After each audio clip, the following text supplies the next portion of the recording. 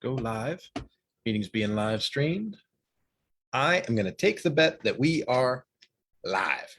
Folks, how are you doing? I am thrilled to come back to you today. And you know what? I'm really thankful for some of the comments and messages that have come through from this posting this page, that this whole micro session thing that I've been doing.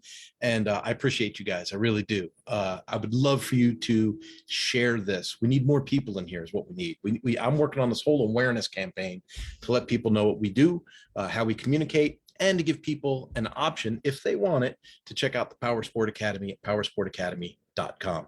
Now, with no further ado, let's get into my micro moment today. You're lucky. I just got off of a phone call with someone in the automotive field talking about consulting, the kind of consulting that I do at the Powersport Academy. We talked about, what it's like to be a fixed operations, service department, a fixed operations consultant in the field. He was asking me some different things and I was talking to him, and you're going to say, well, that's automotive. Who cares? Let me get to the point. There is a ton of information coming to you on a daily basis. It really hit me.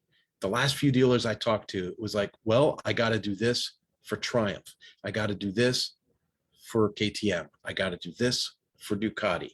I'm going to go to this for BMW.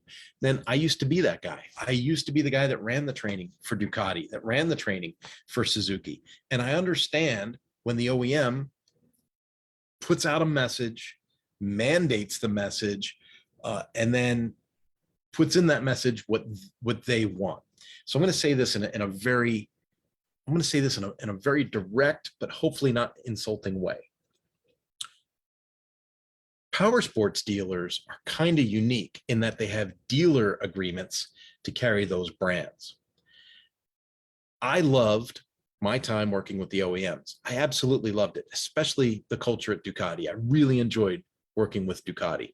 But if we take a look at the messaging that had to go into that training, there was a lot of help prevent this buyback, file this warranty in this way, justify the flat rate for this recall procedure.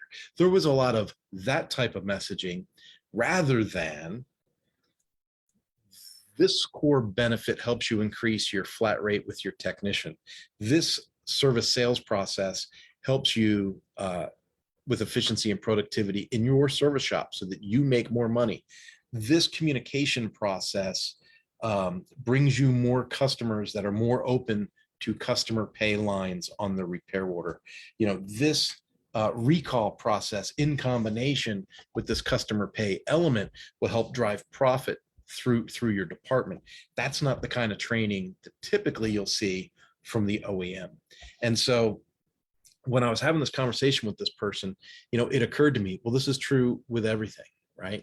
No matter what your stance is on vaccinations and the virus, chances are you've taken in some information, and then logically or with critical thinking, you go, okay, well, who propagated that message and what's the benefit to them for sharing that message, right? And so when you start to think in terms of cause and effect, right? When you're being like root cause analysis, when you start to think in terms of cause and effect, you start to have a better idea of, hey, is this information really in my best interest or is it in someone else's best interest? And what is that motivation? Where does it come from?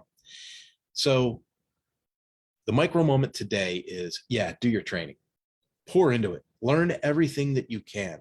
Be as knowledgeable as you can possibly be, especially if you're responsible for running a department that other people work in. You want to make sure that you are as capable as humanly possible to net the most amount of success for you and for your team. Hopefully that would be inspirational enough.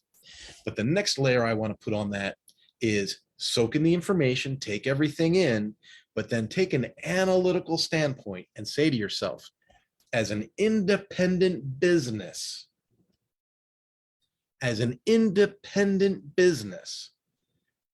which course of action I take next, what course of action I follow is the most productive for my business. That's a big one. That's a big one for you guys to chew on today. So the micro moment today is, Analyze everything that you can learn, everything that they can pour into you, take it all in, learn everything you can, but then do that next step of critical thinking and go, okay, as an independent business, what's the next course of action that I should take to add the most value to my independent business? That's it.